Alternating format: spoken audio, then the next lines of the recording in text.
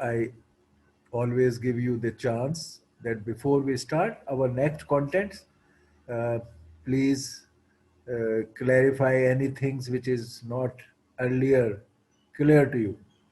तो कोई क्वेश्चन है आपके, कोई क्लैरिफिकेशन है from the material we have covered up till now?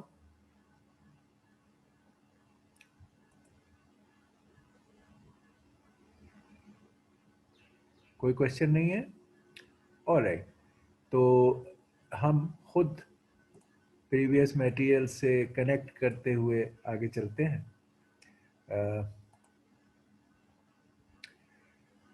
हमने बेसिकली सीखा एक simple process of designing a digital system, और सिंपल डिजिटल सिस्टम को डिज़ाइन करने के लिए क्या मेन कंपोनेंट्स हमें चाहिए और किस तरह हम उनको जॉइन करके एक सिंपल सिस्टम डिज़ाइन करते हैं. ये प्रोसेस हमने सीखा, और इसके जो मेन पार्ट्स थे वो 3-4 मेन हिस्से थे सिंपल सिस्टम के डिज़ाइन में जो हमने सीखे. लेट्स से हमने ये हमारा लास्ट लैब की एग्जाम्पल थी जो हमने पूरे प्रोसेस से गुजार के उसको देखा. इसके डिज़ाइन के मेन जो हमने अभी प्रोसीजर इख्तियार किया, हमने कहा कि हमारे पास एक डिज़ाइन के लिए रिक्वायरमेंट या डिस्क्रिप्शन थी. हमेशा आप डिज़ाइन ऐसे ही शुरू करते हैं कि डिजिटल सिस्टम को डिज़ाइन हम कर रहे हैं, DSD को हमने बहुत ही बेसिक, बिल्कुल बेसिक एसेंशियल्स को जोड़ा है. उसमें पहला पार्ट हमें जो मिला कि भाई एक डिस्क्रिप्शन है, एक रिक्वायरमेंट दी गई हमें कि भाई टास्क डिस्क्रिप्शन, रिक्वायरमेंट की डिस्क्रिप्शन हमारे पास थी. रिक्वायरमेंट की डिस्क्रिप्शन कि क्या बनाना है हमें. रिक्वायरमेंट की हमारे पास डिस्क्रिप्शन, रिक्वायरमेंट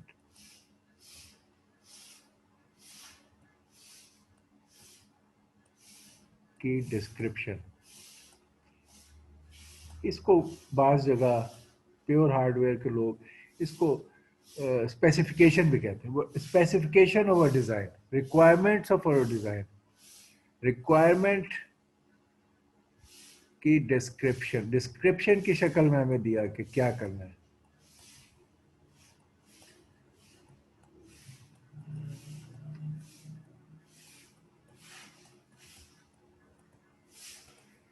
डिज़ाइन, जो कुछ हमने डिज़ाइन करना था, डिज़ाइन की रिक्वायरमेंट की डिस्क्रिप्शन, यहाँ से हम शुरू हुए. हमने जो एक बहुत ही सिंपल डिज़ाइन किया है, हमने कहा ओके, रिक्वायरमेंट की डिस्क्रिप्शन थी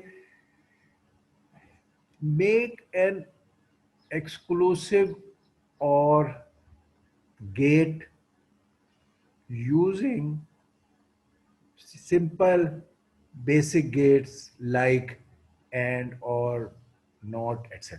ये अगर हमें कोई इसको स्टेटमेंट वाइज देता है ये टास्क, या मैंने आपको दिया तो इस तरह कहता कि भाई एक सर्किट बनाओ जो एक्सक्लूसिव और की फंक्शनैलिटी को इम्प्लीमेंट करे. यानी डिजाइन रिक्वायरमेंट डिस्क्रिप्शन में हमें क्या, what is the functionality required, what is the functionality required, क्या फंक्शनैलिटी आपने अचीव करनी है. फंक्शनैलिटी, फंक्शनैलिटी की डिस्क्रिप्शन के क्या चाहिए आपको. यहां से हमेशा डिजाइन का स्टार्ट होता है. तो हमने इसको अभी स्टेट किया कि design N exclusive or function और functionality by using simple functions like and or not etc. ये डिस्क्रिप्शन यहाँ पर आप लिखेंगे, अगर कोई आपको डिस्क्रिप्शन दे तो इस तरह लिखेंगे। हमने कहा कि अब इसको डिजाइन एंट्री टाइप चीज बनाएं कि ये जो फंक्शनैलिटी है इसको पहले ट्रांसलेट करें किसी अंडरस्टैंडेबल फॉर्म में फॉर बिल्डिंग द सर्किट। उसके स्टार्टिंग पॉइंट आमतौर पे एक तरीका ये होता है कि ये जो फंक्शनैलिटी है इसको एक फॉर्मल तरीके से ट्रूथ टेबल में आप बना देते हैं। ट्रूथ टेबल में अपनी फंक्शनैलिटी को आप बयान करते हैं ट्रूथ टेबल में।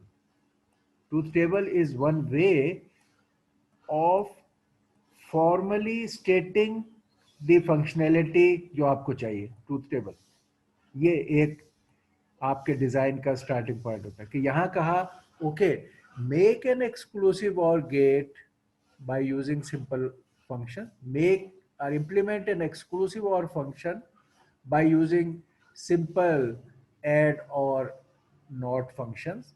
ये दिया आपने। इस बात को फॉर्मली एक ट्रूथ टेबल में पहले ट्रांसलेट किया। Truth table formally describes your requirement और फंक्शनैलिटी जो आपने अचीव करनी है। Truth table is a good way of stating that. ये ट्रूथ टेबल हो गई। ट्रूथ टेबल जैसे हमने बताया था कि इसके दो हिस्से होते हैं, एक इनपुट का पार्ट और एक आउटपुट का पार्ट। ये इनपुट पार्ट है, ये आउटपुट पार्ट है, और इसमें आप कोई इनपुट्स और आउटपुट्स को कोई नाम दे लेते हैं। हमने अपने इस काम में जो आपको असाइन किया था टास्क, उसमें हमने इनके नाम खुद ही दे दी। ये कभी x1 x2 भी होते हैं, ए बी भी होते हैं, एक्स वाई भी होते हैं, कुछ भी आप वेरिएबल्स के नेम है कि आप दो इनपुट्स को क्या नाम दे। मैंने अपने जो आपको असाइनमेंट दी थी उसमें इनके नाम ए बी कह दिए, और इसकी आउटपुट का नाम मैंने कहा वो एक्स है। ये जो था आपका एक्सक्लूसिव और वाला, खाली इस पे हम अभी और कर। और इसके हमने कहा कि ऑल राइट कि आप 0 0। अब ये फंक्शनैलिटी एक्सक्लूसिव, ये टास्क था make an exclusive bye using simple things. तो अब एक्सक्लूसिव और का फंक्शन जो हमें अचीव करना था वो ये फंक्शन है, ये output is a function. Exclusive or function, ये आउटपुट और इसके लिए इनपुट। तो ट्रूथ टेबल एक्चुअली लिस्ट्स जो भी कोई आपको फंक्शन अचीव करना है जो डिस्क्राइब किया गया है उसको ऑल पॉसिबल इनपुट्स के लिए जो उसकी आउटपुट्स होनी चाहिए उनको ट्रूथ टेबल लिस्ट कर देता है। उस फंक्शन को बयान करने का इसका ये तरीका है। हमारी ये दो इनपुट्स थी, यानी हमें बनाना क्या था, ये हमें ये बनाना था कि एक चीज है जो एक्सक्लूसिव और फंक्शन, एक फंक्शन है जिसका नाम हमारा है एक्सक्लूसिव और फंक्शन, और ये it will take two inputs a b. हम ये कह रहे हैं इनका नाम ए बी होगा। ये टू इनपुट एक्सक्लूसिव और बना रहे हैं इसलिए टू इनपुट्स, ये सब डिस्क्रिप्शन का हिस्सा है। And it will give an output x which is an exclusive or of a and b, exclusive or which is a exclusive or b, यानी आपने ये अचीव करना है। ये x जो है वो a एक्सक्लूसिव और b है, ये बनाना। इसके लिए आपको एक्सक्लूसिव और की फंक्शनैलिटी को टेबल में आपने स्टेट किया और आपने कहा इनपुट्स पे यही चार पॉसिबिलिटीज थी, 0 0 0 1 1 0 और 1 1। मेरी इनपुट बाइनरी में, डिजिटल में ये चार ही केसेस पॉसिबल हो सकते थे, और उसमें हमें एक्सक्लूसिव और की फंक्शनैलिटी बाय स्टेटमेंट मालूम है कि भाई एक्सक्लूसिव और एक ऐसा फंक्शन है जो जब इनपुट्स एक जैसी होंगी तो वो 0 रहेगा, और जब इनपुट्स डिफरेंट होंगी तो वो 1 होगा। तो ये जो यहाँ डिस्क्रिप्शन थी उसमें ये है कि मेक एन एक्सक्लूसिव और thing which is that it is something which becomes one if the inputs are different, and remains zero if inputs are same. If inputs are same, it is zero. If they are different, it is one. ये exclusive और के description में हमने बताया था function. तो अब table में हमने इस बात को यहाँ लिखा कि जब वो सेम है तो जीरो, ये दोनों सेम है तो जीरो, और जब ये डिफरेंट है तो वन। ये हमने स्टेटमेंट को, डिस्क्रिप्शन को, अल्फाज की, इंग्लिश लैंग्वेज की बात को टेबल की शक्ल में बना दिया, और हमने कहा हमें ये चीज बनानी है, ये टेबल है। ये स्टेप 2 हमारे डिजिटल डिजाइन का था। तीसरा तीसरा अब इसको बनाने में एक इंटरमीडिएट स्टेज जो हमने सर्किट बनाना होता है, उसमें हमें हेल्प मिलती है एक इंटरमीडिएट स्टेज से, कि वो हमें हेल्प करता है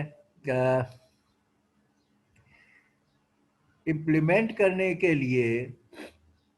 अगर हम इस टेबल को बूलियन एक्सप्रेशन की शक्ल में लिख लें, तो हमने, हमारा नेक्स्ट स्टेज हमारे डिजाइन का था कि हम अपने truth English description for functionality, truth table representation of the thing, and now expressing it into A Boolean expression, Boolean function और बूलियन एक्सप्रेशन,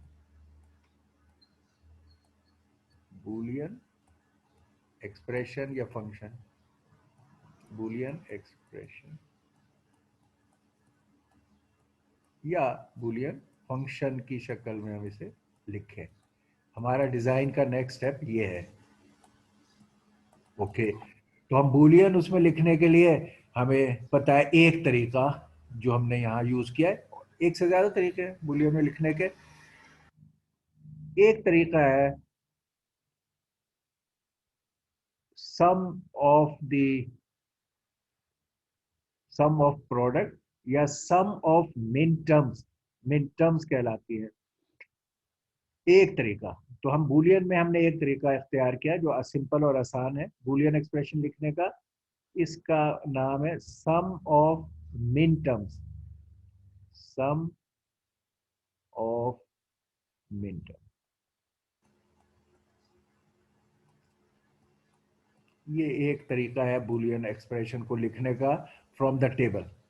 और भी दूसरा तरीका है जिसको हम बाद में डिस्कस करेंगे, बट एनी वन मेथड से आप एक एक्सप्रेशन बना लेते, सम ऑफ मिन टर्म्स।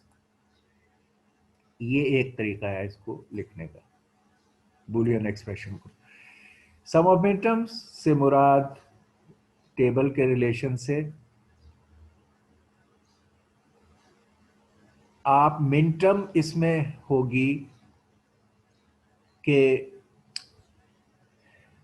जो भी इनपुट्स हैं उन इनपुट्स को आपस में as a product function join करते हैं, और जहां जहां इनपुट में जीरो है वहां उस वेरिएबल का बार यूज करते हैं जीरो को, और जहां जहां वन है इनपुट में वहां विदाउट बार या विदाउट इन्वर्शन उसको इस्तेमाल करते हैं। और इस तरह ऐसे तमाम इनपुट्स को प्रोडक्ट के तौर पे इकट्ठा करके लिखना इज कॉल्ड अ मिनटर्म। ये मिनटर्म है। अगर मैं कहूं इस ट्रूथ टेबल में list all the min terms, तो आप कहेंगे ऑलराइट, मेरी ये पहली min term is a bar b bar, A bar A bar b bar with a product. A bar product यहाँ डॉट डाल दे या ना डाले एक ही बात है। ए बार बी बार मेरी पहली मिन टर्म है। दूसरी मिन टर्म है मेरी ए बार बी। तीसरी मिन टर्म है मेरी ए बी बार।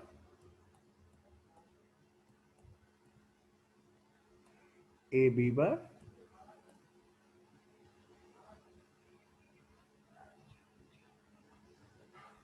और चौथी टर्म है ए बी।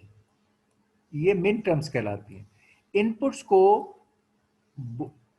बूलियन या अलजेब्रिक तरीके से एक्सप्रेस करना हो तो उसका एक तरीका ये है कि मिन टर्म्स के तौर पे एक्सप्रेस करें। इनको नोटेशन, इनके नाम भी आपको, जो बहुत सारे बड़े टेबल्स हो जाएंगे, बहुत सारे नाम होंगे, तो आप इनको कोई शॉर्ट नेम भी देना चाहते हैं बाज दफा उनको, just to put them together. तो उसके अंदर ये ये जो इनकी डेसिमल वैल्यू है, उसके तौर पर इनके नाम रख लेते हैं कि पहला जो है वो 0 है, तो इसके मिन टर्म को हम इस तरह लिख देते हैं M0। ये एक हमारा बस खाली एक ये M0 है। ये 1 है डेसिमल, तो ये मिन टर्म का नाम M1 है। ये नाम हम दे रहे हैं, एक्सप्रेशन ये है, नाम ये 2 है तो M2, और ये 3 है तो M3, स्मॉल m से इनको इस तरह भी लिख लेते हैं, और इनको विदाउट m के भाई ये 0 को रिप्रेजेंट कर रहा है, ये 1 को रिप्रेजेंट कर रहा है, ये 2 को, ये 3, उस तरह भी लिख लेते हैं। तो अब हम कहेंगे कि इसका जो फंक्शन है as a sum of min terms, ये output, you express output. Output में जहां जहां 1 है, ये हम चीजें कर चुके हैं, हम इसको थोड़ा फॉर्मली इन टर्म्स को मैच को, जिस जिस जगह आउटपुट में 1 हो, वो वाली मिन टर्म्स को ऐड कर दें, तो हमारा एक्सप्रेशन बन जाएगा, और जहां जहां 0 है उसको इग्नोर कर दें। तो अब हमारा इस केस में जो हमने लिखा था कि x जो कि आउटपुट है इज इक्वल टू, बेसिकली अगर मैं यहां से डायरेक्ट लिख रहा हूं तो एक है a bar into b, a bar into b plus a b bar, a b bar.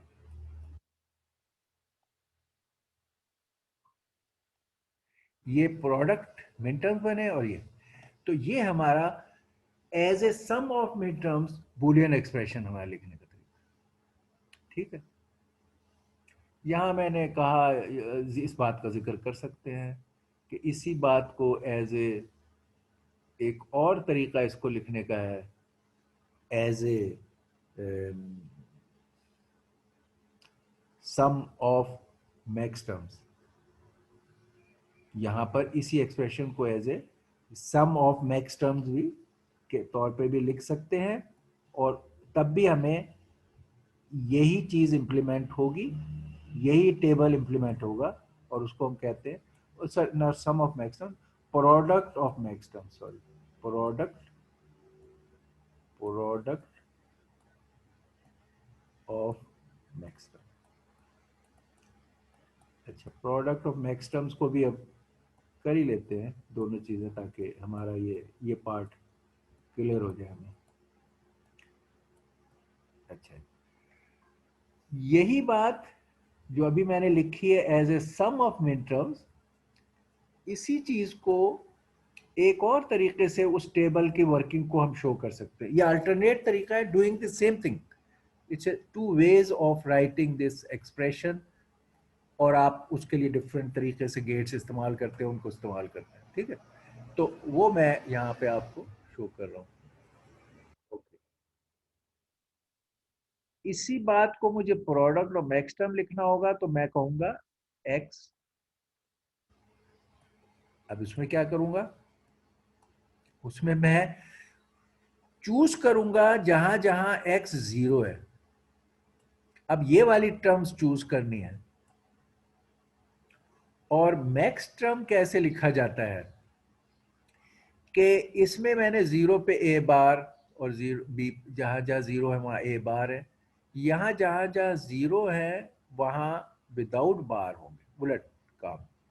ये जीरोस के लिए हम सिलेक्ट कर रहे हैं, तो जहां जहां जीरोस हैं, तो अब इसके लिए टर्म, इसके लिए मेरी मैक्स टर्म होगी, एक तो मल्टीप्लाई की बजाय ऐड होगी, दूसरे जीरोस की जगह मेरे सिंपल टर्म होगी। तो इसके लिए मैं मैक्स टर्म लिखूंगा ए प्लस बी, ए प्लस बी।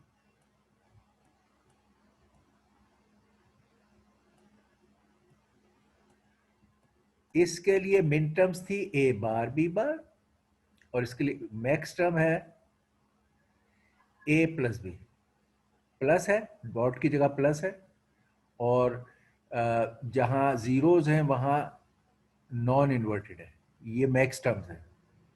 इसी तरह इसकी इसकी मैक्स टर्म क्या होगी? ये होगी ए बी बार। इसकी क्या होगी? ए प्लस बी बार। इसकी क्या होगी? A bar plus B. इसकी क्या होगी? A bar plus B bar. चले, मैं इन सारों की यहाँ आप लिख सकते हैं जैसे मैंने ये लिखी है। मैं इन दो की लिख रहा हूँ, पहला और आखिरी। इसकी क्या होगी? A bar plus B bar. A bar plus B bar. Okay. तो अब मैंने अगर प्रोडक्ट ऑफ मैक्स टर्म्स की शक्ल में लिखना होगा तो मैं ये लिखूंगा। एक ये है और एक ये है। इनके अगेंस्ट क्या है मैक्स टर्म्स? ये है, एक है ए प्लस बी, ए प्लस बी, और दूसरी है ये सबसे आखिर वाली, ए बार प्लस बी बार। ए bar plus B bar. Okay. और इनके दरमियान ये प्रोडक्ट का साइन है, ये उल्टा है। इनमें हम ये वाली टर्म्स, मिन टर्म्स को प्रोडक्ट के तौर पे लिख रहे थे, जीरो की जगह इन्वर्शन लिखते थे, वन की जगह बगैर इन्वर्शन लिखते थे, और इस तरह की मिन टर्म्स लिख रहे थे उन जगहों पे जहां आउटपुट वन है, और उन्हें आपस में ऐड कर रहे थे। इसमें सारे मामले उल्टे हो गए। जहां आउटपुट जीरो है वो वाली टर्म्स लिख रहे हैं, उनको मैक्स टर्म्स हम कह रहे हैं।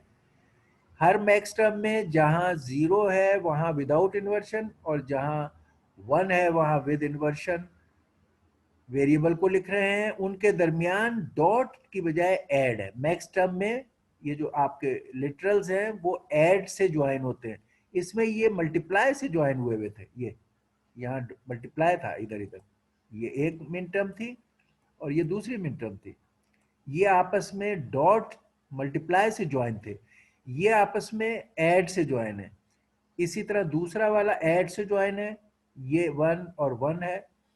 और ये ये दोनों टर्म्स फिर इनकी ज्वाइनिंग प्रोडक्ट से हो रही है। इसमें टर्म्स की ज्वाइनिंग बाय दी प्लस थी। आप देख रहे हैं सारे मामलात इनके किस तरह डिफर कर रहे हैं। इसीलिए इसका नाम है प्रोडक्ट ऑफ मैक्स टर्म्स। इसका नाम है sum of min terms. Min terms क्योंकि प्रोडक्ट बेस्ड होती हैं इसलिए इसका नाम एस ओ पी भी लिख देते हैं, expression sum of products. Sum of products इसका नाम ये भी है। सम ऑफ मिन टर्म्स वाला is actually sum of product, तो एसओपी भी नाम होता है। ये प्रोडक्ट ऑफ मैक्स टर्म्स जो है ये क्योंकि प्रोडक्ट ऑफ सम्स है तो इसको पीओएस प्रोडक्ट ऑफ सम भी कहते हैं। मैक्स टर्म इज सम तो प्रोडक्ट ऑफ सम। मिन टर्म इज ए प्रोडक्ट तो हम कहते हैं sum of product, S O P. And POS भी इनके लिए इसी सेंस में इस्तेमाल होता है। दोनों तरीकों से हमने एक ही टेबल को अचीव कर रहे हैं, एक ही काम को अचीव कर रहे हैं दोनों तरीकों से। क्या अब हम कहेंगे यार ये तो अलग अलग बड़े मुख्तलिफ लिखे हुए हैं, ये एक कैसे है? लेट्स सी कि ये एक है कि नहीं। चलें किसी एक को दूसरे में कन्वर्ट कर लें। इस वाले को हम सिंप्लीफाई करते हैं, इस एक्सप्रेशन को एल्जेब्रिकली मैनिपुलेट करते हैं और देखते हैं कि क्या ये और ये एक है या नहीं। Let's do it. यहाँ पर इनको मल्टीप्लाई करें हम, a into A bar. Okay, ये मैं इन दो ब्रैकेट्स को मल्टीप्लाई कर रहा हूँ, a into A bar plus a into b bar. ये a को मैंने उन दोनों से मल्टीप्लाई, a इंटू बी बार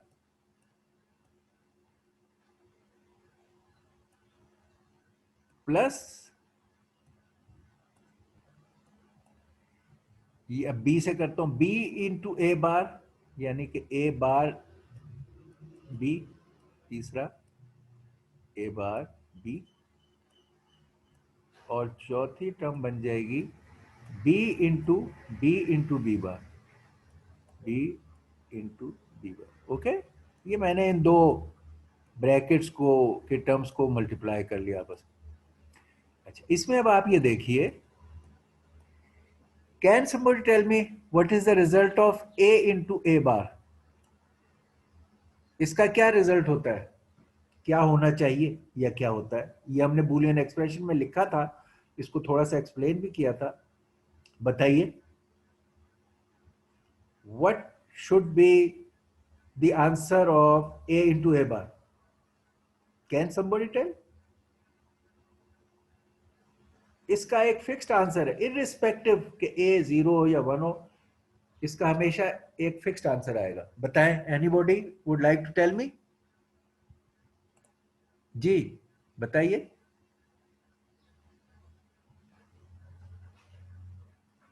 क्यों भाई?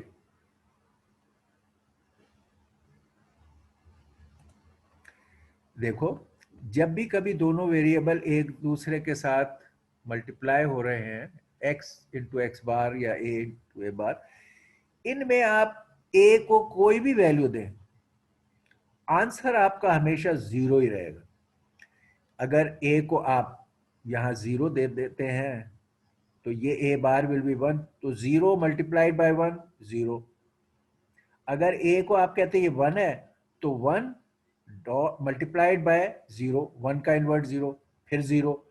तो जब ए बार या एक्स बार का जो एक्सप्रेशन है, it will be irrespective of any value. हमारे पास डिजिटल में यही वैल्यू है ना कि हम 0 या 1 कोई भी वैल्यू हो सकती है, हर सूरत में इसने 0 होना है, तो हम इसको 0, हम इस एक्सप्रेशन को 0 लिख देते हैं, इसका आंसर 0। इसी तरह इधर आखिरी टर्म है बी बार, इसका आंसर भी 0।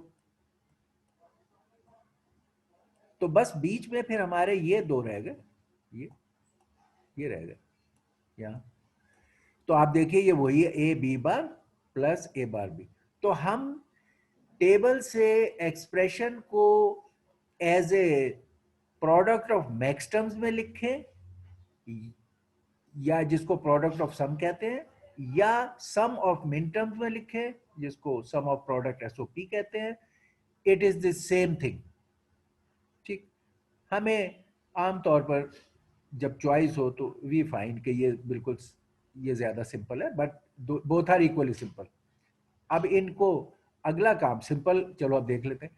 नेक्स्ट हमारे डिजाइन में ये जो हमारा क्लासिकल डिजाइन का तरीका था वो ये है कि ट्रूथ टेबल आई, फिर बूलियन एक्सप्रेशन। तो फर्स्ट करें, मैंने ये बूलियन एक्सप्रेशन लिखा, तो नेक्स्ट स्टेप है okay now build the circuit. चौथा है build the circuit, construct the circuit.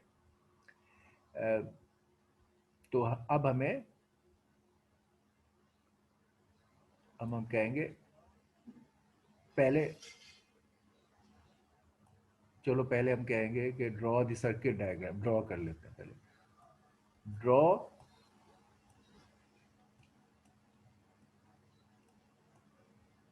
The logic diagram, logic, draw the logic circuit diagram, logic circuit की डायग्राम बनाएं और फिर उसे कनेक्ट करें। डायग्राम, चलो ड्रॉ द डायग्राम पहले, तो डायग्राम बना लें आप, सर्किट डायग्राम बनानी है। नेक्स्ट उसका तरीका जैसे हमने बताया कि अगर आप ये वाला एक्सप्रेशन ले रहे हैं तो हमारे लिए ज्यादा आसान है। It is saying sum of the product. Product जो है वो एंड गेट से बनती है, तो हम सारे ये प्रोडक्ट्स एंड गेट से बनाएंगे। अब हम लॉजिक डायग्राम बना रहे हैं और फिर उनकी आउटपुट्स को इकट्ठा करेंगे प्लस करने के लिए फ्रॉम एन ऑर गेट। ये ऑर गेट है, ये एंड गेट्स। अब हमें ये एक्सप्रेशन है, इसको इंप्लीमेंट करना है इन ए डायग्राम सर्किट।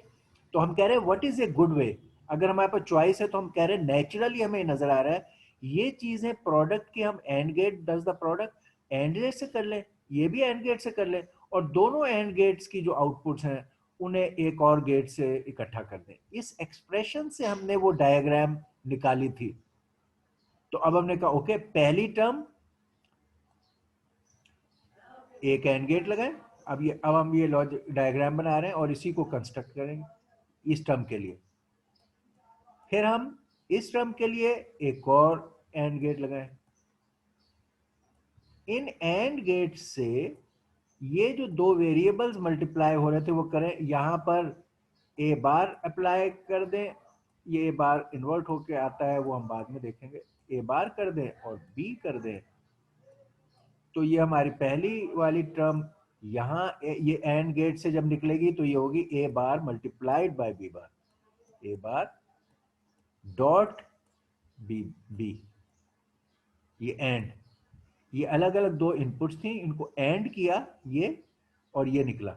दूसरे केस में इसको इनपुट्स इस दूसरे गेट को ए और बी बार देंगे, यहां ए और यहां बी बार देंगे। तो ये इसकी आउटपुट जाहिर है प्रोडक्ट देगा, ये मल्टीप्लाई करता है, तो ये ए डॉट बी बार ये निकालेगा। तो ये आपने दो मिन टर्म्स दो एंड गेट से जनरेट कर ली। उसके बाद हमारा ये एक्सप्रेशन कह रहा है कि इन दो मिन टर्म्स को ऐड करो, ये सेकंड लेवल की चीज है, तो इसलिए इसके बाद ये काम आया। अब ऐड करने के लिए इन दोनों को ऐड करने का फंक्शन हमारे एक्सक्लूसिव हमारे और गेट से होता है, और गिव्स द सम, लॉजिकल सम करने के लिए और होता है। तो इन दोनों टर्म्स को हमने एक और गेट से गुजारा। इसकी जो आउटपुट होगी वो ये होगी कि this term plus this term, यानी अब ये आउटपुट है, इसका नाम अगर हम x रख रहे थे तो ये होगा यही वाला कि पहली टर्म ए बार बी और दूसरी term plus a b bar. ये हमारी आउटपुट इस तरह। तो हमने इस टेबल बनाई, स्टेटमेंट से टेबल बनाई, टेबल से बुलियन एक्सप्रेशन बनाया, बुलियन एक्सप्रेशन से ये डायग्राम बनाई। इसमें सिर्फ ये रह गया कि यहाँ अगर ए और बी इन्वर्ट के हैं, हमारे पास तो वेरिएबल सिर्फ ये दो थे, ए और बी। इस बॉक्स में, ये हमारा बॉक्स जो था, इसमें ए और बी ने एंटर होना था, एक्स ने निकलना था। तो इसमें कोई ए बार बी बार तो एंटर होने के लिए नहीं थे। तो उसके लिए फिर आपको यहाँ इन्वर्टर चाहिए कि जहां ए बार फीड करना है वहां आपने एक इन्वर्टर लगा दिया, और ए को इस इन्वर्टर से गुजार के अप्लाई किया। जहां आपने बी बार फीड करना है वहां भी एक इन्वर्टर यहां लगा लिया, और इसको इन्वर्टर से गुजार के भेज दिया। और बाकी ए और बी जो है वो डायरेक्ट चले गए, ये ए यहाँ पे सीधा आ गया और ये बी यहाँ पर सीधा आ गया। तो ये हमारी लॉजिक सर्किट डायग्राम बन गई, ड्रॉ की। इसको अब कनेक्ट करोगे, कनेक्ट करने का जैसे आपको हसीब साहब ने दिखाया था, स्टेप 5, पैच या इम्प्लीमेंट द डायग्राम, ये जो थी built,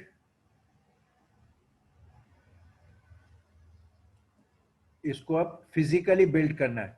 built logic circuit, build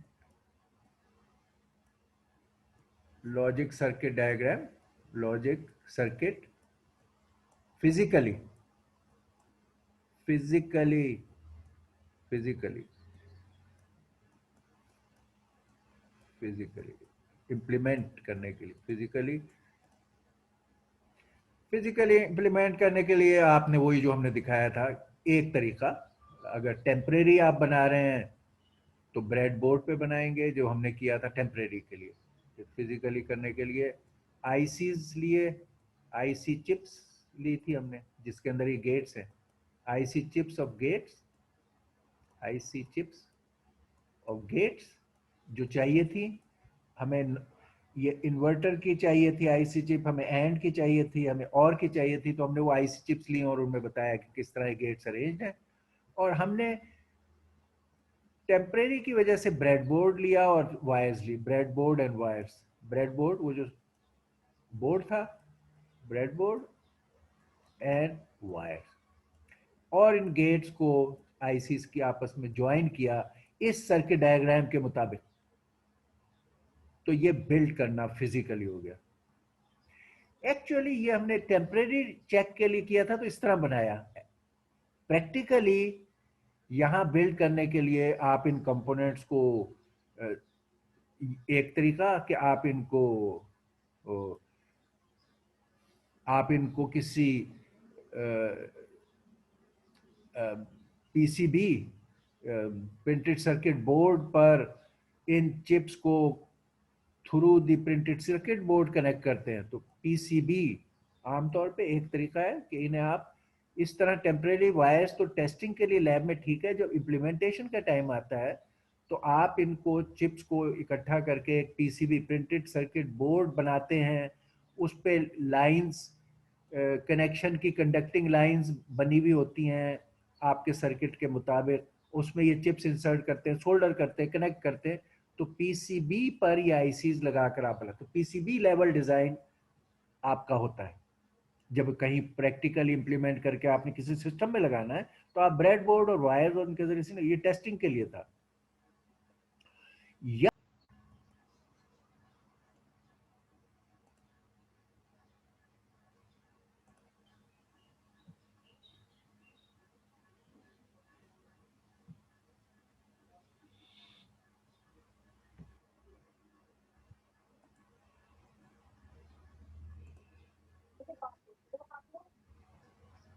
okay, तो या पीसीबी पर बनाते हैं कि एक प्रिंटेड सर्किट बोर्ड है उस पर आईसीज लगे हुए, ये प्रैक्टिकली बनाते हैं और लगाते हैं। या अब उससे भी अगला स्टेप जो अब है, काफी सारे चीजें, ये जो स्मॉलर गेट लेवल चीजों को बिल्ड करके पूरे सर्किट को आप एक, काफी सारे सर्किट एक चिप में बना लेते हैं।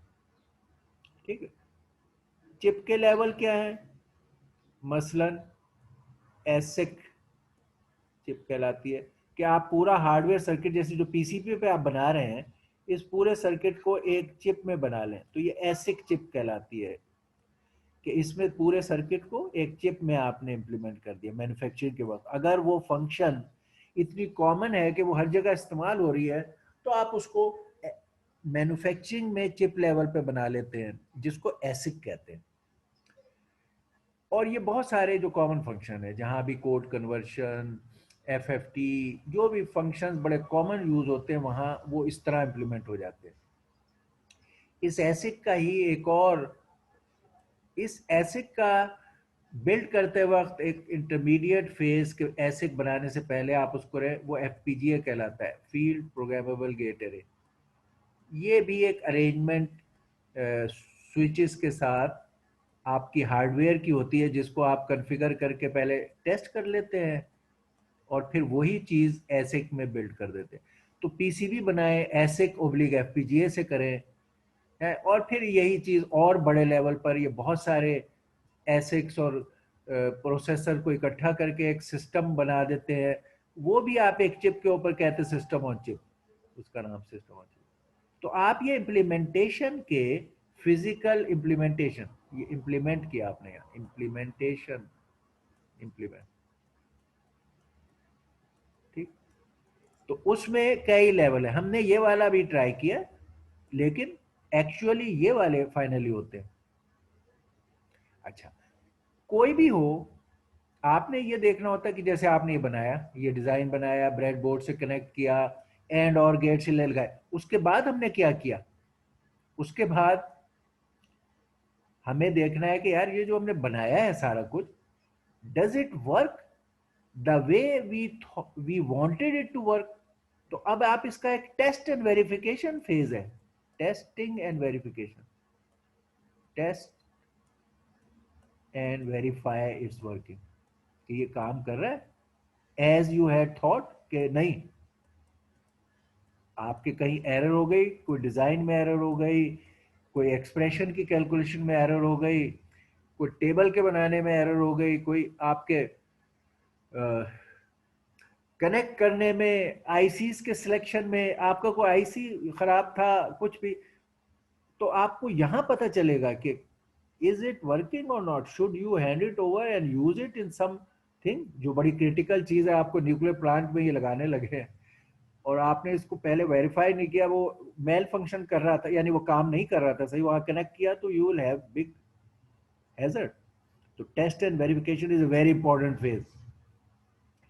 इसके लिए जो हमने आपको दिखाया पैच बोर्ड पे लगाने के बाद, आपको कुछ उसको एक्सटर्नली हमने पैटर्न्स ऑफ इनपुट दी और आउटपुट।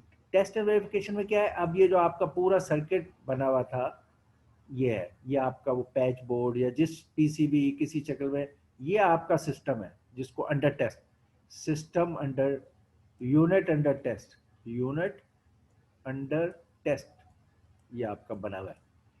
इसके लिए आप बाहर से ये इसके हर हर सिस्टम जो बनाएंगे, कुछ इनपुट्स होंगी उसमें और कुछ आउटपुट्स होंगी। आउटपुट्स भी एक से ज्यादा हो सकती हैं, हमारे केस में एक थी, मगर आउटपुट्स एक से ज्यादा हो सकती हैं। इनपुट्स भी एक से ज्यादा हो सकती, हमारे केस में 2 है, 3 भी हो सकती है, 4 भी हो सकती है बाहर। तो हमारे केस में यहाँ सिर्फ 2 इनपुट्स थी जिनका नाम हमने ए बी रखा हुआ था, और आउटपुट जो थी वो जिसका नाम हमने एक्स रखा हुआ है अभी। मे बी कि अगर आप दूसरा सर्किट भी यहाँ लगा दें जिसके आउटपुट वाई है, जो जो एक्सक्लूसिव नॉर है, तो वो 2 आउटपुट भी हो सकती है इसकी, ठीक। बट एनीवे, अब हमने इसको टेस्ट कैसे किया, किसी चीज को टेस्ट करने के क्या, आप यहाँ डिफरेंट टेस्ट टेस्ट इक्विपमेंट लगाते हैं जिनसे रिक्वायर्ड पैटर्न्स आप यहाँ जनरेट करेंगे। यानी या तो ये कोई पैटर्न जनरेटर है कि जिसने यहाँ जीरो जनरेट किया, फिर दूसरे में 0 1 जनरेट किया, फिर 1 0 जनरेट किया, फिर 1 1 किया।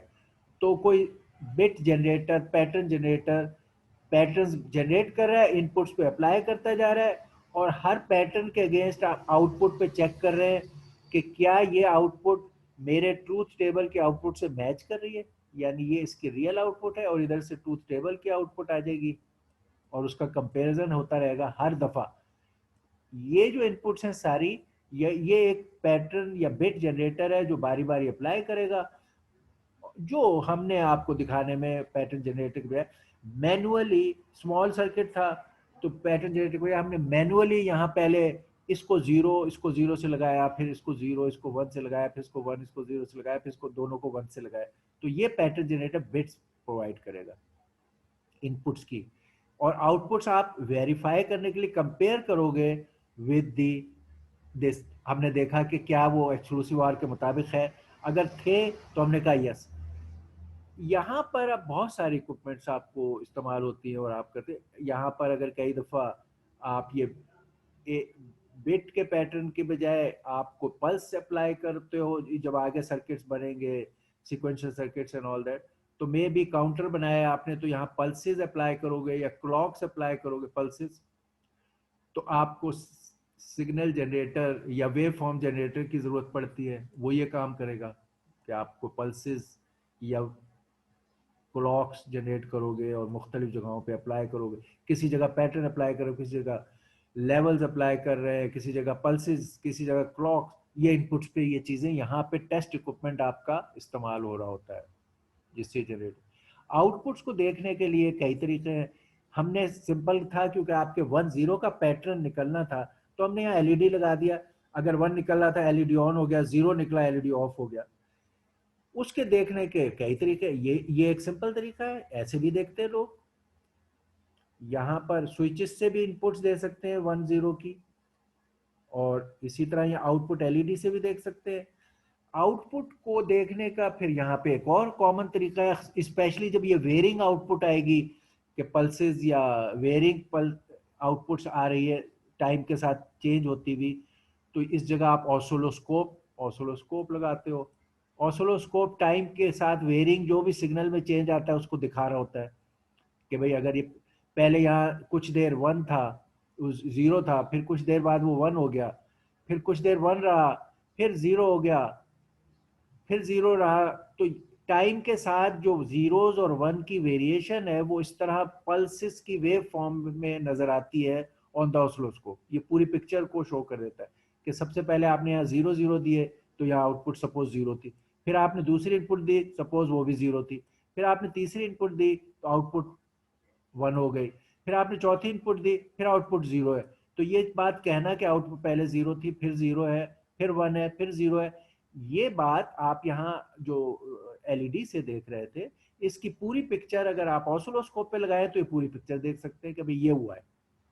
तो यहाँ ऑसिलोस्कोप, तो इस तरफ signal generator, pattern generator, clock generation, switches वगैरह से इनपुट्स देते हैं, और इस तरफ outputs on a meter, on an LED and on an oscilloscope देखते हैं। तो यहाँ ये टेस्ट इक्विपमेंट्स आप इस्तेमाल करते हैं और इसको चेक करते हैं।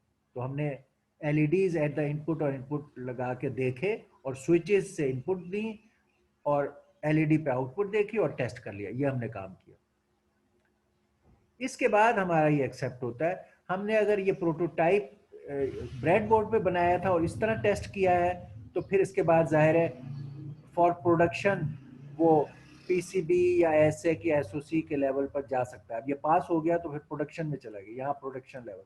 अब आप इसको मास स्केल में इस चीज़ को थाउजेंड्स हंड्रेड्स में परमानेंट बेसिस पे चलाओगे, वहाँ आपने प्रोटोटाइप बेस पे बनाया। तो ये प्रोटोटाइप इम्प्लीमेंट किया, टेस्ट किया, और फिर प्रोड्यूस किया ये प्रोडक्शन। तो ये फिर 7 स्टेप हो गया प्रोडक्शन।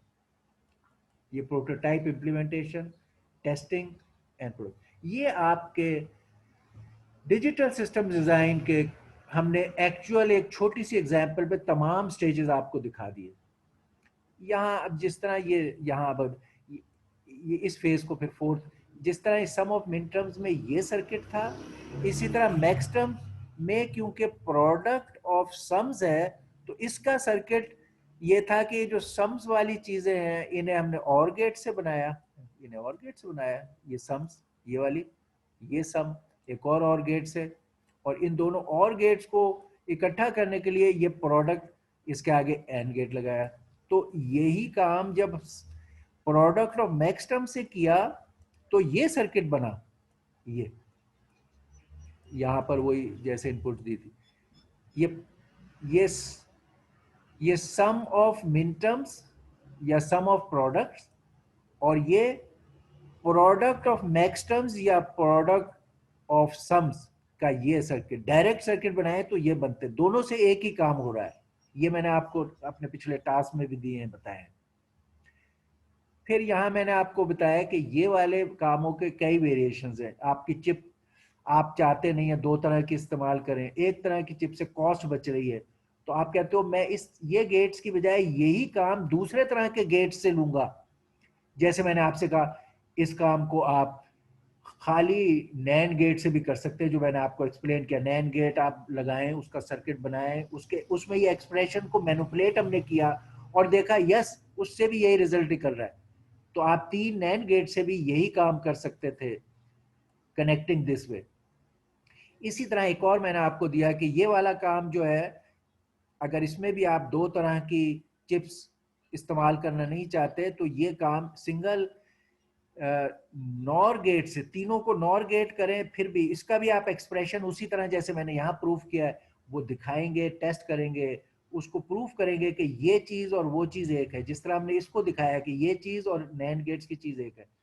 तो ये इक्विवेलेंट सर्किट्स के इम्प्लीमेंटेशन और ये पूरा प्रोसेस, तो ये कंप्लीट प्रोसेस है, पूरा प्रोसेस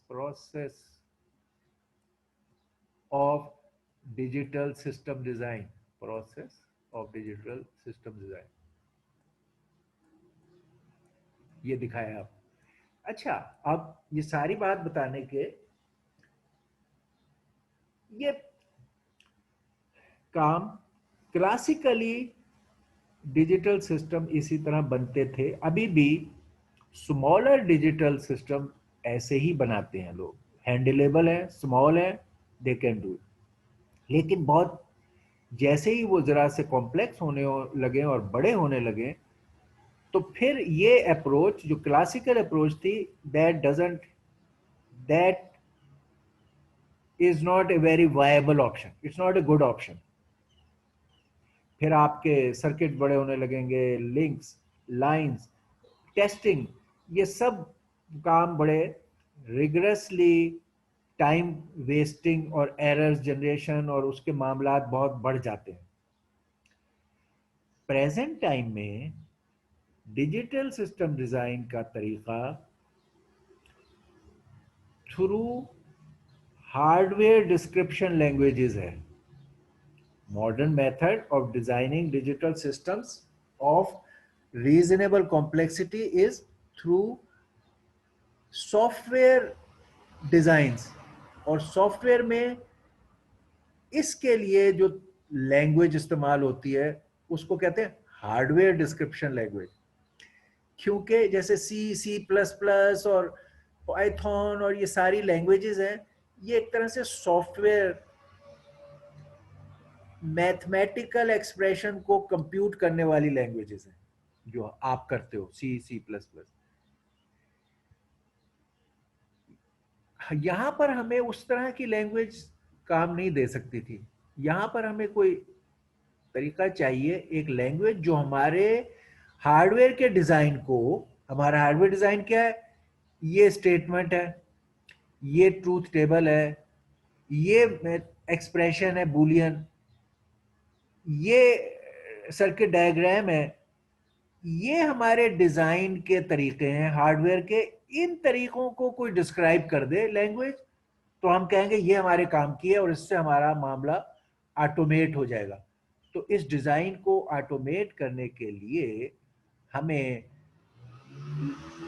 एक तरीका चाहिए कि हम अपनी हार्डवेयर को डिस्क्राइब कर सकें इन सम लैंग्वेज। और इन सम, उससे क्या फायदा होगा, उस डिस्क्रिप्शन को हम ह्यूमंस भी पढ़ के समझ सकते हैं। किसी दूसरे को टास्क देना है कि भाई ये चीज बनानी है मैंने, तो आप उस लैंग्वेज में डिस्क्राइब करोगे तो आप उस हार्डवेयर को एग्जैक्टली डिस्क्राइब कर रहे हो, दूसरे को समझ आ जाएगी कि आप एग्जैक्टली क्या चाहिए।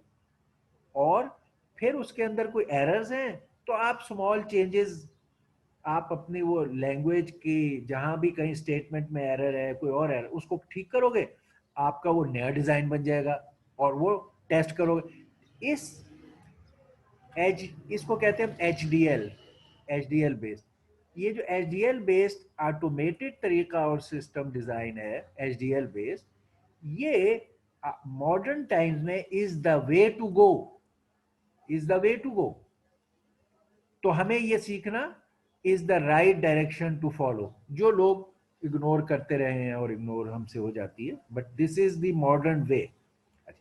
इसमें क्या होगा, ये तमाम मामलात जो हम यहां कर रहे हैं ये as it is through the software हो जाएंगे और आपके पास यहां आप आ जाओगे।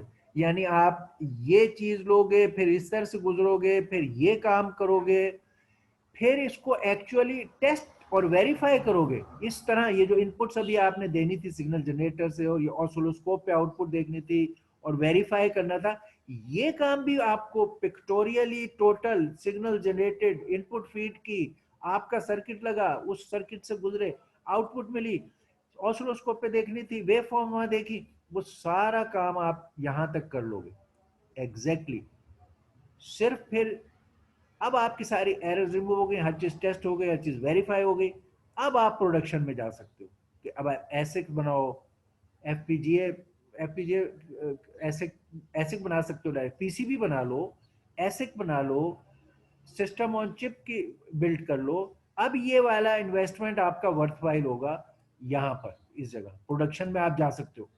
अगर आप यहां तक आए बगैर प्रोडक्शन में जाओगे तो आपकी कॉस्ट जो प्रोड्यूस करने मैन्युफैक्चरिंग पे लगी है वो बड़ी हैवी होती है और वो जाए जाएगी।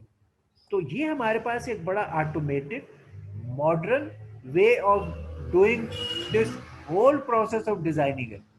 तो हमारे इस कोर्स में थ्रू आउट जहां हम इन चीजों को इस, क्योंकि वो क्लासिकल जो डिजाइन के कॉन्सेप्ट्स हैं वो हमें इस हार्डवेयर डिस्क्रिप्शन में वो काम आ रहे हैं, काम वो आ रहे हैं, तो हमने वो कॉन्सेप्ट्स लर्न और इम्प्रूव करने हैं, मगर उन्हें थ्रू आउट एचडीएल से डिस्क्राइब करके इम्प्लीमेंट करना है। अच्छा, अब आपको ये बात बताएं कि बात चीज़ें हम ऑनलाइन होने या कोरोना टाइम में हमारी मजबूरी है कि यार ये चीज़ लैब में नहीं कर सकते, जैसे हमने कल ब्रेड बोर्ड लगाया तो लैब में नहीं कर सकते, तो चलो इसको हम किसी अल्टरनेट सिमुलेटेड तरीके से करें। लेकिन ये जो चीज़ है ये बिकॉज ऑफ ऑनलाइन नहीं है कि हम क्योंकि ऑनलाइन कर रहे हैं, ये अगर आप फिजिकली किसी ऑर्गेनाइजेशन में जो एक्चुअल सिस्टम्स बिल्ड करती है वहां पर आप हो, या आप हमारे पास ऑन कैंपस आके काम कर रहे हो, तब भी हार्डवेयर डिजाइनिंग का मॉडर्न वे यही है, आपको यही इख्तियार करना है।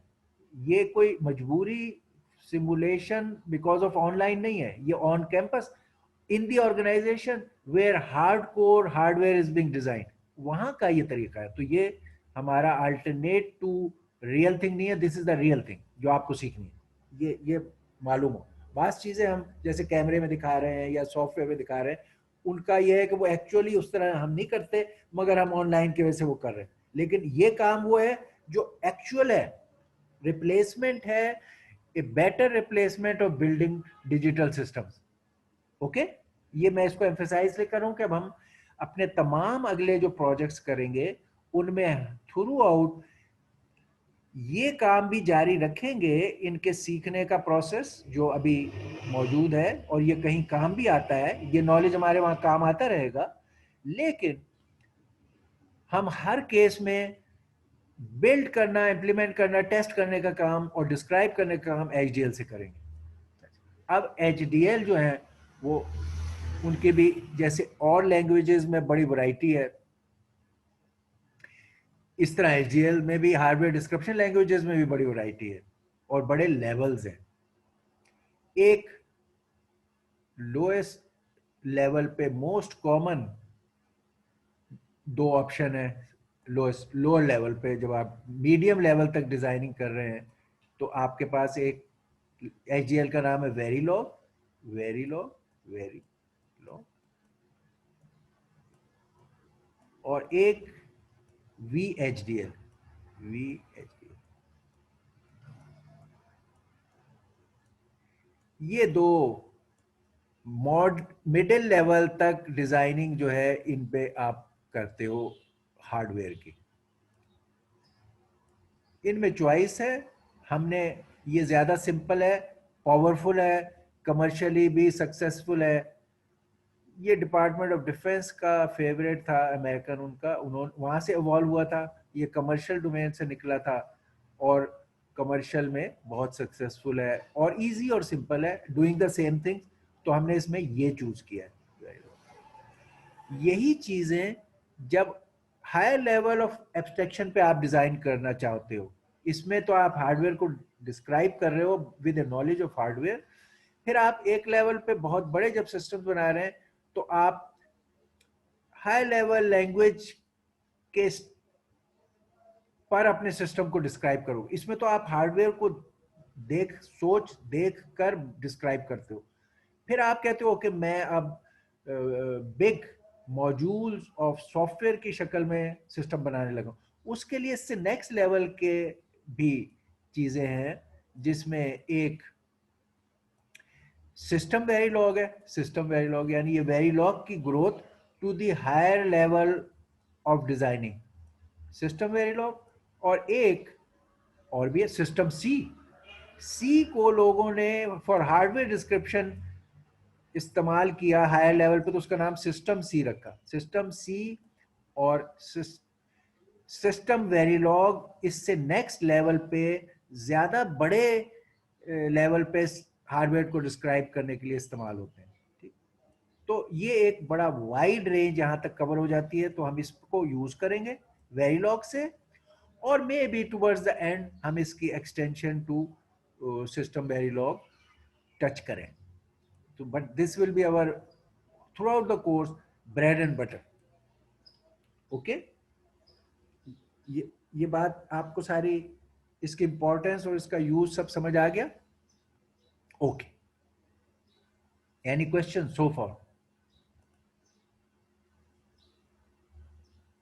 नो?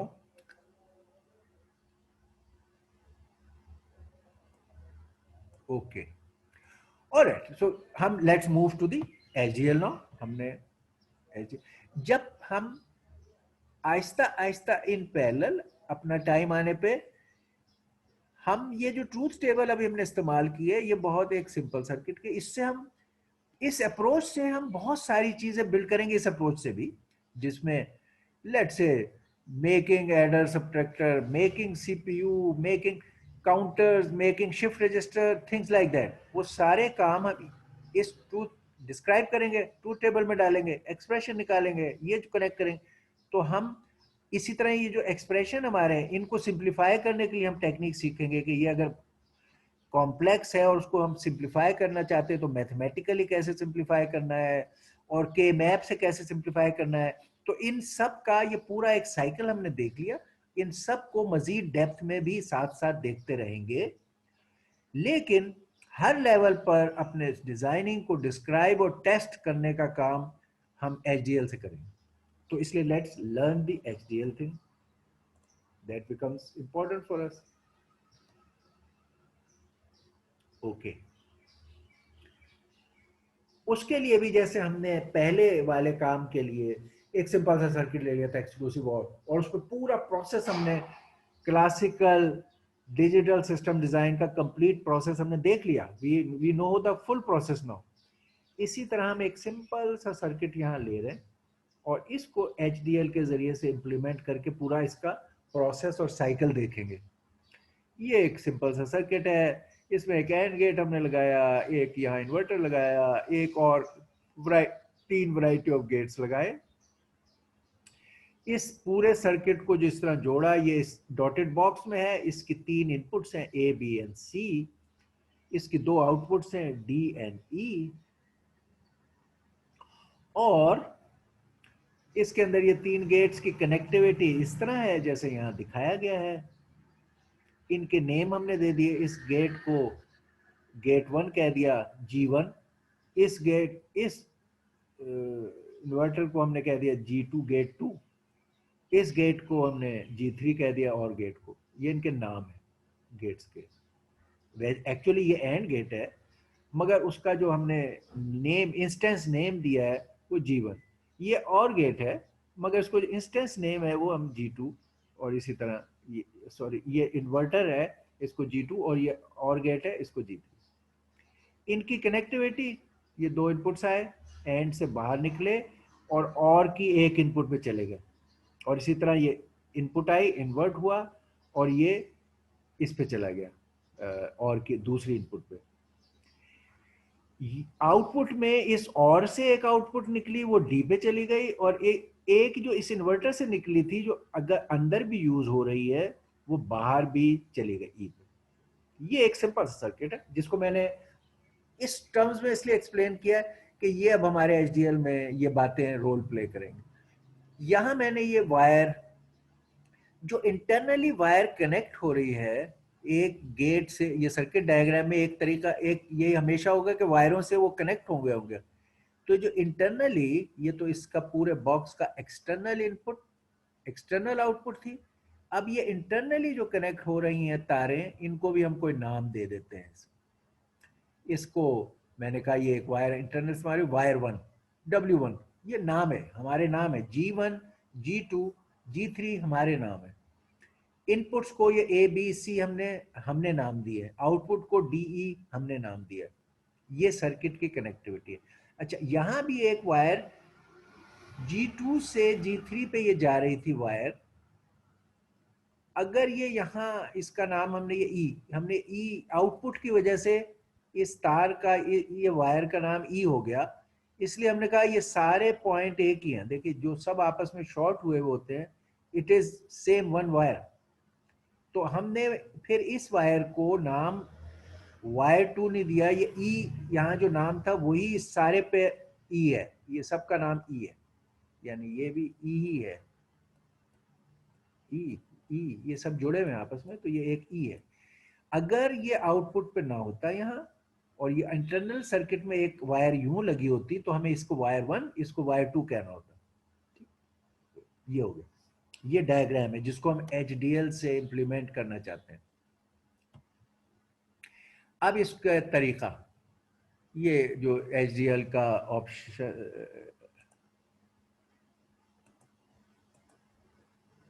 ओके, ये जो होते हैं अब ये हम बाद में बहुत, इस तरह जो गेट्स वगैरह को ज्वाइन करके जिसमें हमने कोई फ्लिप फ्लॉप या मेमोरी यूनिट नहीं लगाया होता, तो इस तरह चीज़ों को जोड़ के जो सर्किट बनाते हैं, जो हमने पीछे अभी एक्सक्लूसिव और का भी बनाया, और फिर ऐसे एडर भी इस तरह बनेगा, ये भी बने हैं जिनके अंदर मेमोरी यूनिट्स फ्लिप फ्लॉप्स इस्तेमाल नहीं होते, और वो डायरेक्टली सिग्नल उनमें से ट्रेवल करके और आउटपुट पर निकल जाते हैं। इनको हम कहते हैं कम्बिनेशनल लॉजिक लॉजिक। जिनमें मेमोरी यूनिट्स या फ्लिप फ्लॉप इस्तेमाल होते हैं उनको हम कहते हैं सीक्वेंशियल लॉजिक। तो अभी हम जो सारे काम कर रहे हैं फिलहाल, हम कम्बिनेशनल लॉजिक वाले कर रहे हैं। इनमें हमने मेमोरी यूनिट्स फ्लिप फ्लॉप नहीं इस्तेमाल किए, हमने गेट्स वगैरह के जरिए से ज्वाइन करके इनपुट्स को आउटपुट में कन्वर्ट किया। तो अभी हम ये कम्बिनेशनल लॉजिक को HDL के जरिए से इम्प्लीमेंट कर रहे हैं। इसलिए यहाँ पर आपको नजर आएगा combinational logic model with primitives.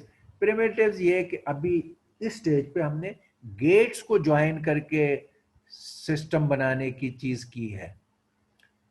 आगे आहिस्ता आहिस्ता ये बड़ी चीजें होती जाएंगी, हम मॉड्यूल्स को यूज भी कर रहे होंगे आपस में ज्वाइन करने के लिए ब्लॉक्स को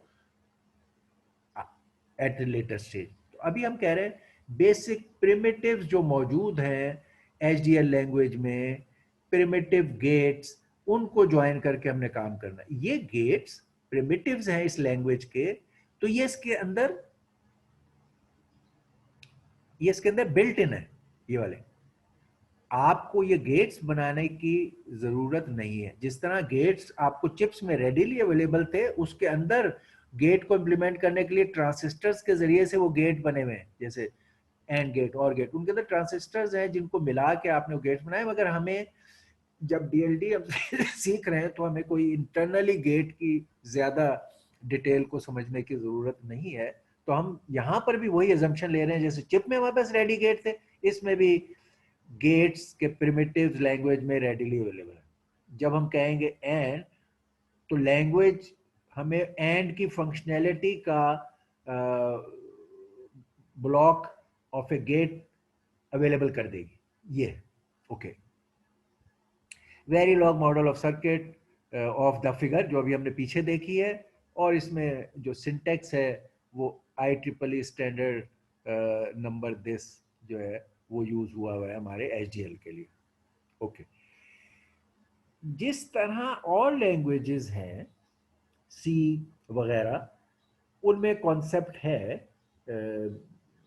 एक स्ट्रक्चर्ड लैंग्वेज का, किसी हद तक वो कॉन्सेप्ट इसमें भी है। स्ट्रक्चर्ड है, ब्लॉक्स की शक्ल में चीज़ें हैं, स्ट्रक्चर की शक्ल में है, और वो ये काम इसमें है। लेकिन इसमें और उनमें फ़र्क क्या है, जो मैंने बताया कि उन लैंग्वेज में आप किसी मैथमेटिकल बिहेवियर को या एल्गोरिदम को से प्योर सॉफ्टवेयर में लिख रहे होते हो। यहाँ आपका एम बहुत मुख्तलिफ है। अगरचे आप सॉफ्टवेयर के स्टेटमेंट्स यूज कर रहे हो इस लैंग्वेज में, HDL में सॉफ्टवेयर के स्टेटमेंट्स आप लिख रहे हो, मगर आप देखोगे स्टेटमेंट्स आर आम जो प्रोग्रामर वाले स्टेटमेंट्स जो आप जानते थे वो नहीं है। ये एक हार्डवेयर डिजाइनर के स्टेटमेंट्स हैं। यानी ये एक बंदा है जिसको हार्डवेयर की समझ है, वो उस हार्डवेयर को लैंग्वेज में डिस्क्राइब कर रहा है, इसलिए इसका नाम भी हार्डवेयर डिस्क्रिप्शन लैंग्वेज है। तो आप ये जरूर सोचें कि ये लैंग्वेज सीखने का मतलब ये नहीं है कि another language like C etcetera आप सीख रहे हैं और अब उसमें प्रोग्राम लिखेंगे। नहीं, आप एक ऐसी लैंग्वेज सीख रहे हैं जिसमें आप अपना वो जो सर्किट डायग्राम जैसे अभी था बनाया हुआ, उसको, उस हार्डवेयर को प्रिसाइजली डिस्क्राइब कर रहे हैं। एम बहुत मुख्तलिफ है, ये जहन में रखना जरूरी है, वरना आप कहोगे कि यार इसमें तो वो सॉफ्टवेयर स्टेटमेंट्स नजर नहीं आ रही। ओके, तो अब इसे देखते हैं। एक इसके अंदर मॉड्यूल का वर्ड, ये कीवर्ड्स हैं, मॉड्यूल का लफ्ज इस्तेमाल होता है किसी भी एक मॉड्यूल को या हार्डवेयर के ब्लॉक को आप बना रहे हैं, जैसे इस केस में वो सिंपल सर्किट बना रहे हैं, उसको डिस्क्राइब करने के लिए जो HDL में कीवर्ड इस्तेमाल होगा मॉड्यूल जहां वो स्टार्ट होता है, जैसे फंक्शन, फंक्शन का स्टार्ट होता है और फंक्शन का एंड होता है, इस तरह इस केस में मॉड्यूल, हार्डवेयर का मॉड्यूल, मॉड्यूल का स्टार्ट यहाँ से हो रहा है और ये एंड मॉड्यूल का वर्ड है यहाँ खत्म हो रहा है। जैसे ब्रैकेट बिगिन और ब्रैकेट एंड होता था सी में, इसमें मॉड्यूल लिखने का मतलब है मॉड्यूल बिगिन हो गया और एंड मॉड्यूल का मतलब है मॉड्यूल फिनिश हो गया। तो ये एक आपका बेसिक यूनिट है जिसमें आप कोई भी लॉजिक सर्किट डिस्क्राइब करें। मॉड्यूल लिखने के बाद आप नेम उस सर्किट का जो भी है, इस केस में वो एक सिंपल सर्किट था, उसने कहा मैं नाम रखूंगा सिंपल सर्किट। आप पिछले क्लास में जो मैंने आपको टास्क दिया था वो आप एक्सक्लूसिव और बना रहे थे, तो आप इसका नाम रख सकते थे माय एक्सक्लूसिव और, उस सर्किट के लिए। तो ये आपका नेम है, इसने कहा सिंपल सर्किट, यहाँ नेम चाहिए मॉड्यूल। फिर ब्रैकेट्स में ये आपके जैसे पैरामीटर होते थे फंक्शन में, यहाँ हम इनको पोर्ट्स कहते हैं। यानी कोई भी हार्डवेयर होती है तो उसकी इनपुट आउटपुट पोर्ट्स, ये देखिए ये इनपुट्स जा रही हैं तो इन पे जो कनेक्ट करने के पॉइंट्स, इनको हम पोर्ट, हार्डवेयर के लोग पोर्ट का वर्ड इस्तेमाल करते हैं। इनपुट पोर्ट्स, आउटपुट पोर्ट्स, ये पॉइंट्स। एक्चुअली इन पोर्ट्स को वहां पर हम एज ए जिस तरह पैरामीटर्स देते थे फंक्शन में, वो है। ये एक्चुअली फंक्शन की तरह है कि फंक्शन का कीवर्ड, ये फंक्शन का नेम, ये फंक्शन के पैरामीटर्स। तो यहाँ ports, input and output ports of that total circuit. उसमें हमने देखा कि टोटल सर्किट की 3 इनपुट है और 2 आउटपुट, ये यहां लिस्ट कर दिए।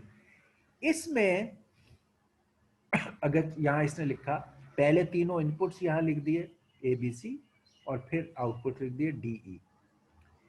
इस टॉप लेवल पर आपको अलाउड है कि आप पहले इनपुट्स लिख लें और फिर आउटपुट लिख लें, या पहले आउटपुट्स लिख लें और फिर इनपुट्स लिख लें।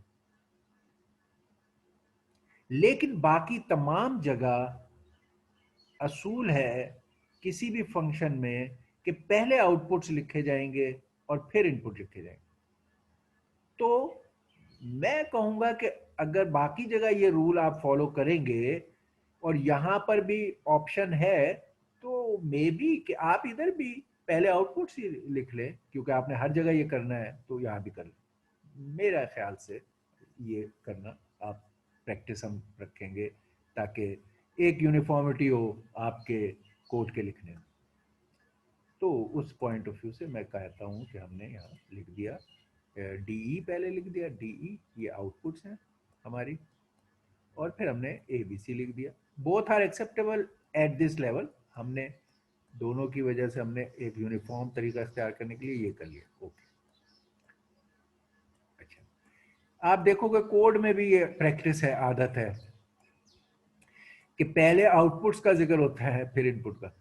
आउटपुट ऑफ दिस मॉड्यूल, ये वर्ड है, ये कीवर्ड है आउटपुट। आपने जिस तरह डिक्लेयर करते हैं वेरिएबल सी में शुरू में, इस तरह इसके अंदर डिक्लेरेशन क्या है, what are the outputs and what are the input. वहां वेरिएबल डिक्लेयर करते थे, यहाँ आउटपुट और इनपुट पोर्ट्स को डिक्लेयर कर रहे हैं।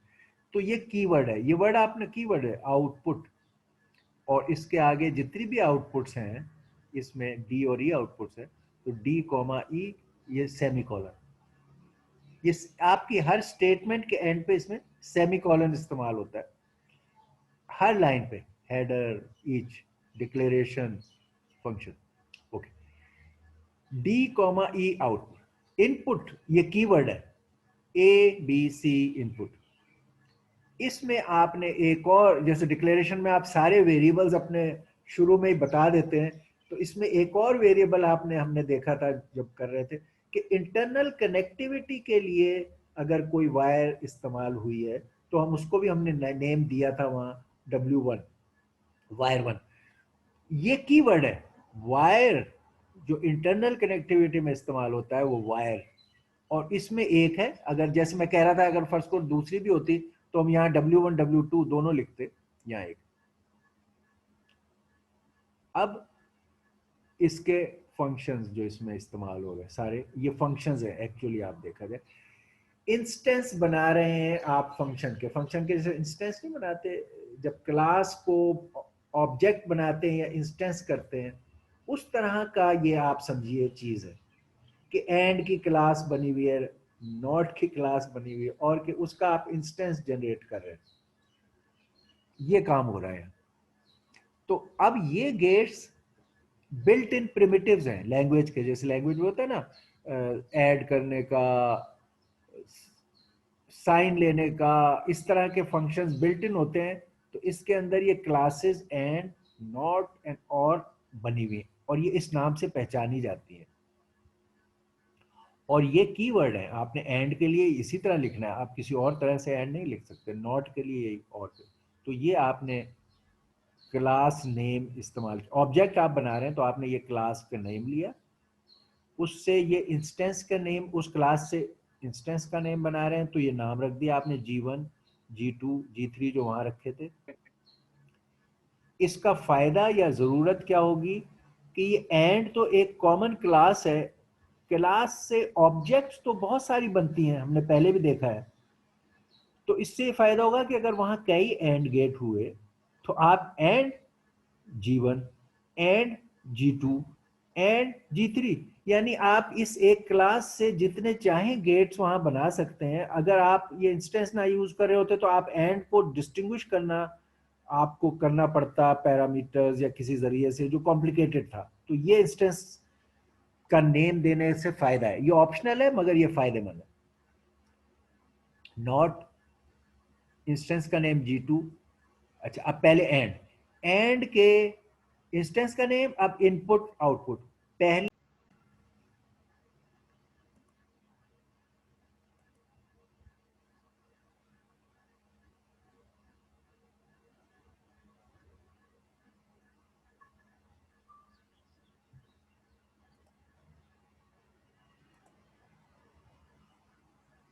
ओके,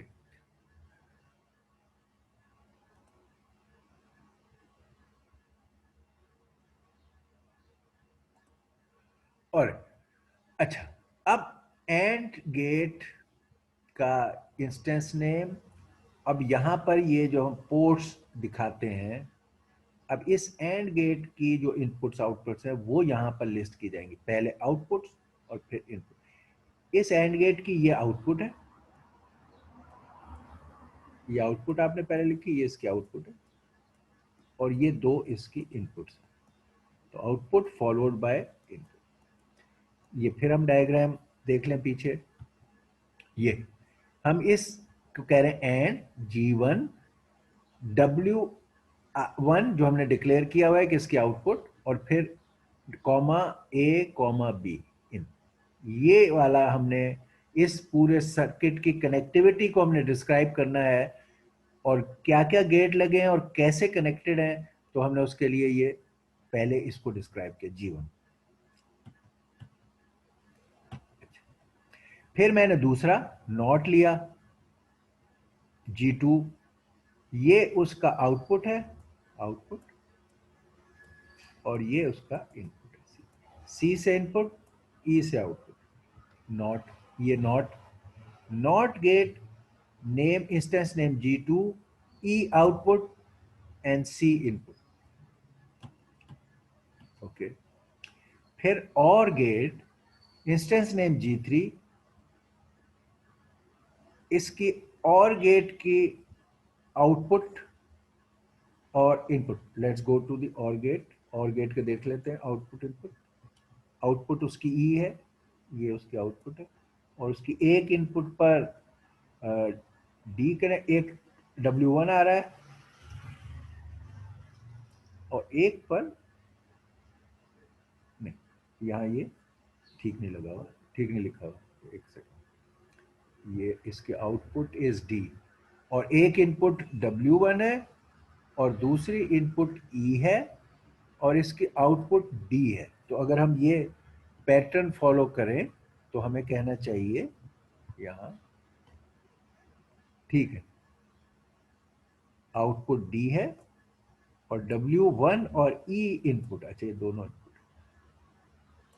ये इनपुट, दो इनपुट है इसकी, और ये आउटपुट, ये हमारा और गेट।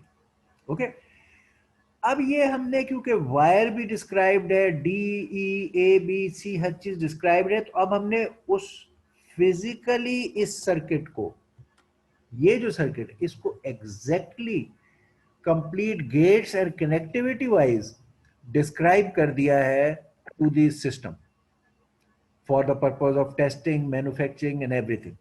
ओके, ये हमने यहाँ किया। ओके, अब इसमें हमें okay,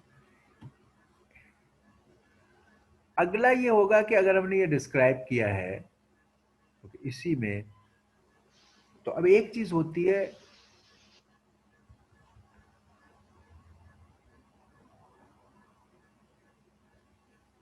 प्रोपेगेशन डिले, कि जब कोई चीज गेट्स के इनपुट पे, हर गेट का अपना एक डिले होता है। अगर यहां पर पहले 0 है कुछ देर और फिर ये 1 आप करते हैं, इसको 1 करते हैं, ठीक। तो क्योंकि गेट का अपना कुछ डिले है, तो ये 0 से 1 आउटपुट पे एक साथ इंस्टेंटेनियसली नहीं होता, थोड़ा इसका प्रोपेगेट करने का डिले होता है, फिर वो असर इसका जो है, फर्ज करो ये एक इनपुट वाला ले लो कि ये पहले 0 था और फिर इसने 1 हुआ से, तो आउटपुट पर क्या होगा, मैं इसको ऊपर नीचे ड्रॉ करता हूं, ठीक, कि पहले 0 ये इनपुट और फिर ये 1 हुआ, कुछ देर 1 रहा, मे बी कि उसके बाद ये वाला फिर कुछ देर 1 रह के फिर 0 हुआ, तो फिर कुछ देर बाद फिर 0 हुआ। सपोज ये इसकी इनपुट थी। अब इसकी आउटपुट आफ्टर सर्टेन डिले क्या होगी, ये इन्वर्ट कर रहा है, तो जब ये 0 है तो यहाँ 1 होगा, 1 चल रहा था। अब जब ये 0 से 1 गया, अब इसने 1 से 0 जाना है आउटपुट ने, तो ये थोड़े से डिले के बाद जाएगी। यहाँ मैंने ज्यादा शायद एग्जेजरेट करके बनाया हो ये, this is the propagation delay, यानी इनपुट इस वक्त चेंज हुई और आउटपुट इस वक्त चेंज हुई, this is the propagation delay. इसी तरह फिर ये चलता रहेगा इसी पे नीचे इन्वर्टेड, फिर जब ये दोबारा यहाँ चेंज हुई 0 पे गई, अब इसने फिर 1 होना है इन्वर्ट होके, ये फौरन नहीं होगा, इस जगह नहीं होगा, ये थोड़े से डिले के बाद 1 होगा। तो ये डिले इधर भी प्रोपेगेशन डिले है, इधर ये चेंज यहाँ हुआ था और ये चेंज इस जगह हुआ है, तो ये भी प्रोपेगेशन डिले, इसको प्रोपेगेशन डिले कहते हैं। तो इस सर्किट में अगर हम ये बात भी कहना चाहें कि ये वाला काम इतनी देर बाद हो, वो भी कहना हमें अलाउड है इस सिस्टम में, और हम कह सकते हैं, वो यहां पे हम कह रहे हैं।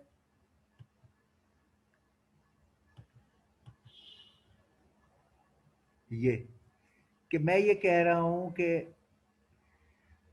पहले जब हमारा ये सिस्टम शुरू हुआ तो 30 यूनिट्स ऑफ डिले, वो इन यूनिट्स को हम देख लेंगे, 30 यूनिट्स ऑफ डिले के बाद, ये 30 जो है इस बात को कह रहा है हैश 30 यूनिट्स ऑफ डिले के बाद G1 ये एक्शन करे कि अपनी इनपुट्स को आउटपुट में मूव करे, उसके फिर 10 के डिले के बाद G2 का ये काम हो, उसके फिर 20 यूनिट्स के डिले के बाद G3 का ये काम हो। तो हम डिले को भी इस हार्डवेयर डिस्क्रिप्शन में प्रोपेगेशन डिले या डिले को भी मेंशन कर सकते हैं, तो डिले को मेंशन करने का ये तरीका है।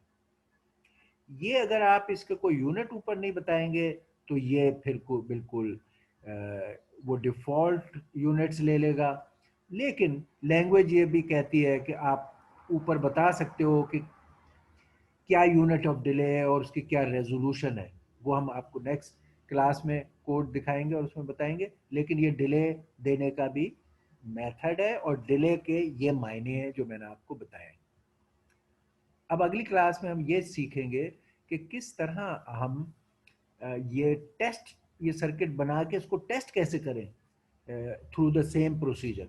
नेक्स्ट क्लास में we learn that, once we learn that हमारा ये सर्किट को बिल्ड करने और टेस्ट करने का पूरा एक अरेंजमेंट होगा, हमें इसकी इनपुट्स पता होंगी, इसकी आउटपुट पता होगी और हम इसको वेरीफाई कर सकते हैं। Alright, any question if you have you can ask, No, otherwise sir. Okay, अल्लाह हाफिज, we meet. Thank you sir, जज़ाकल्लाह, अस्सलाम वालेकुम। अल्लाह हाफिज, वालेकुम सलाम।